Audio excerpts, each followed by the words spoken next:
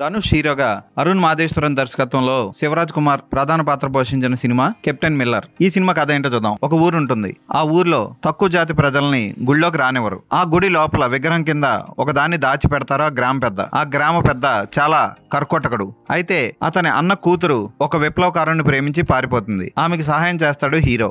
ఈ హీరో ఈసా ఆ తర్వాత జీవితం మీద విరక్తి చెంది బ్రిటిష్ ఆర్మీలో జాయిన్ అవుతాడు. బ్రిటిష్ ఆర్మీలో జాయిన్ అయిన వెంటనే 300 మంది శాంతియుతంగా పోరాటం చేస్తున్న భారతీయులను చంపమని బ్రిటిషర్స్ ఆదేశిస్తారు. చంపిన తర్వాత అతనిలో జ్ఞానోదయం అయి అతను ఒక టెర్రరిస్ట్ గా మారతాడు. బ్రిటిష్ వాళ్ళని భయపడతాడు. ఈ కెప్టెన్ మిల్లర్ కి హీరోయిన్ ఒక పని అప్పచెప్తుంది. ఒక కలెక్టర్ కొడుకుని చంపమంటుంది.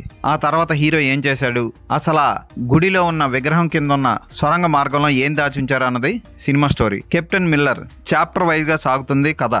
దర్శకుడు అరుణ్ మాదేశ్వరన్ సినిమాని చాలా క్రిస్ప్ గా స్పీడ్ గా తీశాడు. అక్కడక్కడ చాలా స్లోగా సాగే సన్నివేశాలు ఉన్నా అక్కడ మంచి డైలాగులతో నింపేశాడు. శివరాజ్ కుమార్ పాత్ర కూడా ఆకట్టుకుంటుంది, కానీ చాలా తక్కువ స్పేస్ ఉంటుంది. అలాగే బ్రిటిష్ వాళ్ళని హడలెత్తించి పారిపోయేలా చేసే కెప్టెన్ మిల్లర్ పాత్రలో పరిపక్వత కలిగిన నటన ప్రదర్శించాడు ధనుష్. చాలా బాగా చేశాడు. హీరోయిన్ వేల్మతి పాత్రలో ప్రియాంక అరుళ్ మోహన్ బాగానే చేసింది. పెద్ద గొప్పగా నటించేసింది అని మాత్రం చెప్పుకోవడానికి ఒక సీను లేదు. విప్లవకారులుగా చాలా మంది నటీనటులు బాగా చేశారు. బ్రిటిష్ కాలం నాటి కాస్ట్యూమ్ డిజైనింగ్ కానీ సెట్ డిజైనింగ్ కానీ ఆకట్టుకుంటుంది. ఊర్లో ఉన్న గుడిని కూడా సర్వనాశనం చేయడానికి బ్రిటిషర్స్ ప్రదర్శించే సమయంలో విజువల్ ఎఫెక్ట్స్ బాగుంటాయి. మేకప్ ఎఫెక్ట్స్ కూడా బాగున్నాయి.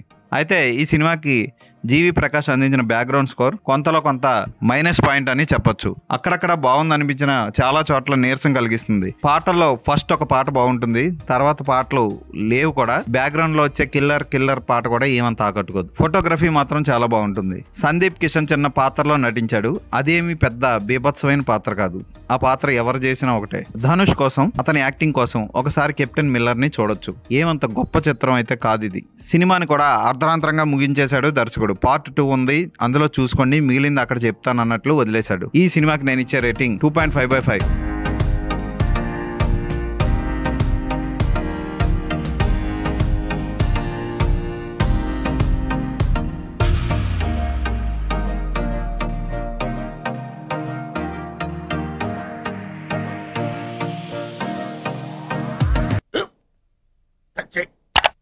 స్కూల్ బెంచ్ లాగా ఎంత గట్టిగా ఉందోరా.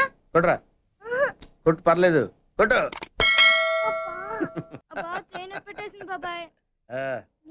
ఏంటి నువ్వు కొడతావా? కమా బిట్ మీ యార్. వద్దు బాబాయ్. వాణ్ణి నేను కొట్టడం లేదమ్మా, వాణ్ణే నన్ను కొట్టమంటున్నాను. నువ్వేం కంగారు పడక్కర్లేదు. అడుగుతావేంటి?